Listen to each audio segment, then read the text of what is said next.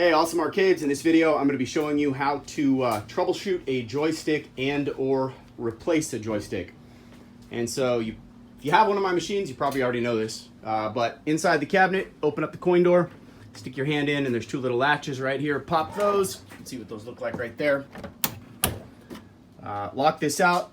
One tip, when you go to close these, guide them with your hand, kind of like that before you close them. If you, but some people just kind of force them down and those will bend. So inside the cabinet on the interior control panel, there's these two little bolts. So go ahead, those are just a Phillips screw. Go ahead and turn those lefty-loosey, so counterclockwise to loosen them. Once you do that, the control panel is going to drop down. Okay. So the first thing I would like you to do is just check. So these little guys here, these are called micro switches. And you can see here's the joystick. And so as you move it, there's a little mechanism in there that will click it. And so that is up, right, left, down. So each direction has two wires. You've got a black one, which is a ground wire, and then the power wire, okay? So the first thing I would like you to do, if a direction is not working at all, so if it's spotty, that means it's getting a contact, but it's probably this thing is bent or it's not clicking correctly. If it's totally stone dead, that means one of these things probably came unplugged. And it's not unheard of. Sometimes during shipping, this little thing here will just pop off of the seat. So the first thing I'd like you to do is just check and make sure that these wires are all connected, okay? The second thing I'm gonna show you how to do is to swap this whole thing. Okay, first thing I'm gonna tell you, you're gonna need a 7mm either wrench or I prefer a socket. And I'm gonna go ahead and put this camera in a head-mounted holder and then show you how to swap the joystick. All right, so for the next part of what we're gonna do, as I said, you are going to need a socket, 7mm on my drill, a small flathead screwdriver or a knife, and a needle nose plier. And so first thing you're going to need to do is remove each one of these wires. And so to get those off, I kind of take a needle nose and I just wedge these off.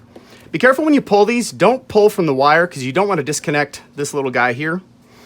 But if you just kind of get your needle nose on there and just kind of groove them, they'll just pop right off. Okay. So you're going to pop these off. Pay attention to which one goes on what. What I always do in the beginning when I didn't know this by heart, I would just take a picture. So I would just know what color. There's a color that goes to each direction. But basically it's yellow, orange, green, and red. And then of course the wires can only reach to the direction that they're supposed to. They're kind of cut in a certain way. But let's go ahead and pop these off.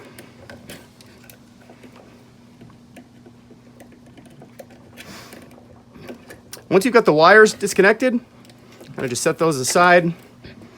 The next thing you're gonna do is on here, there's a little C-clip, okay? And you'll be able to see it better in a second. But to get that off, there's two little spaces there. I don't know how well you can see those. But you take your screwdriver and create a little separation and kind of just get that thing to pop off. See how it's hanging off there? And then you can just grab that with your needle nose pliers. And so here's the setup. Basically, you've got your joystick, this little piece here, and then this, you want to make sure the fat side is down. You can actually flip that over if you want to convert the joysticks to an 8-direction joystick. The manufacturer says you can do that. I never do it. I have a set different joystick that I use for 8-way, but these are supposedly switchable. But anyway, make sure you set this side down, this little kind of groove, when you go to replace them. Okay, but once you have that off, this is just a 7mm drill. You take off the screws and then this whole thing just comes right off. I wasn't gonna do it, but I might as well show you. It only takes 2 seconds.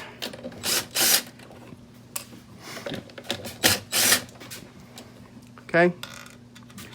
And then you lift this guy off. And then to replace it, obviously you just put it back the way it came, and then I'll show you how to put the joystick stem back in place.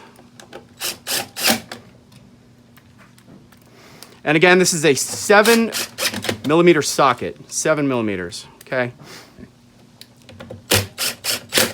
Okay, and then once you've got that back in place, you take your wires, and so this one is yellow, and then the ground. I'll do that. I don't need to show you that. You get the gist. So to put your joystick back in place, so again, this just goes up and through the bottom. Okay, and then you're going to take this with the little groove side down. Now, this is on a spring, and what you have to do is kind of push it up and expose. There's a little groove right there, and this is your C-clip, and the C-clip needs to go in that groove. And so the best way to do this that I've found is I put my knee on the joystick, I get my C-clip, I hold it in a needle nose plier, and then with your leg on the knob of the joystick, you kind of push down and expose that ring.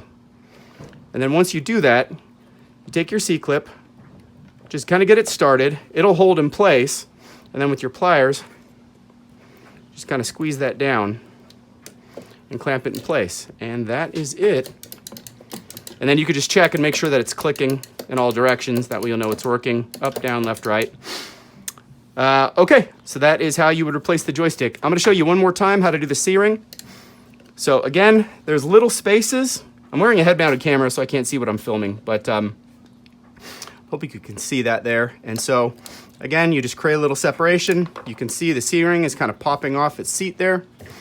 You grab it with the needle nose pliers, take it off, and then it'll just drop right out. And then of course, to put it back, using your leg, press on the knob of the joystick with your fingers, create a little separation, get that started on the C-ring. Once it's on there, it'll kind of hold itself in place, and then just squeeze it on with the needle nose pliers. If you have any questions, let me know.